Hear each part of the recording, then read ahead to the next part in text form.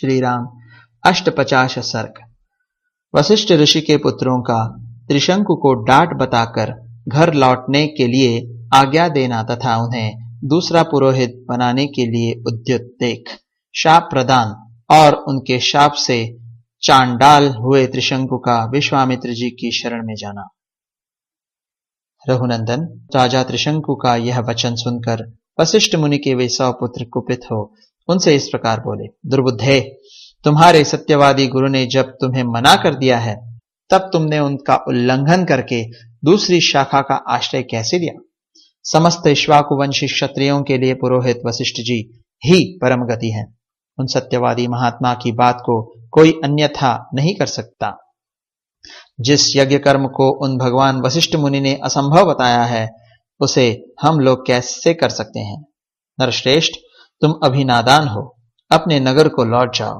पृथ्वीनाथ, भगवान वशिष्ठ तीनों लोकों का यज्ञ करने में समर्थ हैं, हम लोग उनका अपमान कैसे कर सकेंगे। गुरुपुत्रों का वह क्रोध युक्त वचन सुनकर राजा त्रिशंकु ने पुनः उनसे इस प्रकार कहा, तपोधनो, भगवान वशिष्ठ ने तो मुझे ठुकरा ही दिया था। आप गुरुपुत्रगण भी मेरी प्रार्थना नहीं स्वीकार कर रहे हैं, अतः आपका कल्याण हो। अब मैं दूसरे किसी की शरण में जाऊंगा।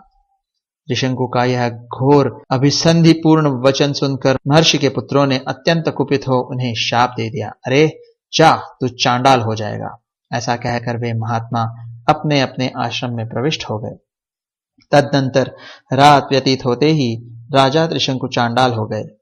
उनके शरीर का रंग नीला हो गया, कपड़े भी नीले हो गए, प्रत्येक अंग में रुक्षता आ गई, सिर के बाल छोटे छोटे हो गए, सारे शरीर में चिता की राख भी लिपट गई, विभिन्न अंगों में यथास्थान लोहे के गहने पड़ गए।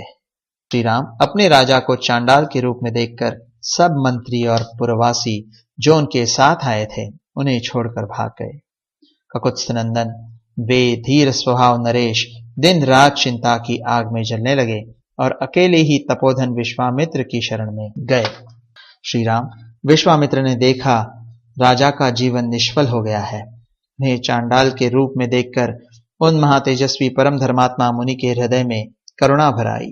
वे दया से द्रवित होकर भयंकर दिखाई देने वाले राजा त्रिशंकु से इस प्रकार बोले, महाबली राजकुमार, तुम्हारा भला हो। यहाँ किस काम से तुम्हारा आना हुआ है।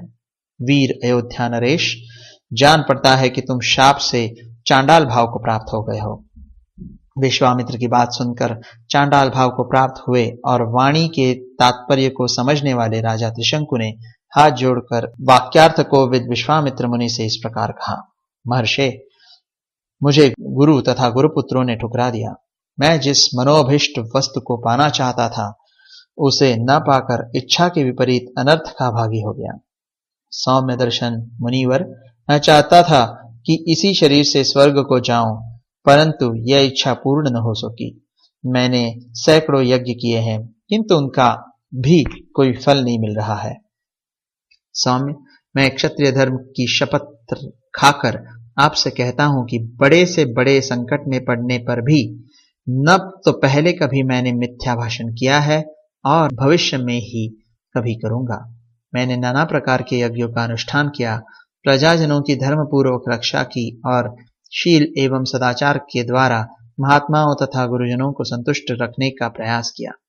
इस समय भी मैं यज्ञ करना चाहता था, अतः मेरा यह प्रयत्न धर्म के लिए ही था। मुनिप्रवर, तो भी मेरे गुरुजन मुझ पर संतुष्ट न हो सके। यह देखकर मैं दैव को ही बड़ा मानता हूं। पुरुषार्थ तो निरर्थक जान पड़ता है। दैव सब पर आक्रमण करता है, दैव ही सबकी परम गति है। मुनि, मैं अत्यंत आर्त होकर आपकी कृपा चाहता हूं। दैव ने मेरे पुरुषार्थ को दबा दिया है। आपका भला हो, आप मुझ पर अवश्य कृपा करें। अब मैं आपके सिवा दूसरे किसी की शरण में नहीं जाऊंगा। दूसरा कोई मुझे शरण देने वाला है भी नहीं। आप ही अपने पुरुषार्थ से मेरे दुर्दैव को पलट सकते हैं। इस प्रकार श्री वाल्मीकि निर्मित आर्ष रामायण आदि काव्य के बालकांड में 58वां सर्ग पूरा हुआ।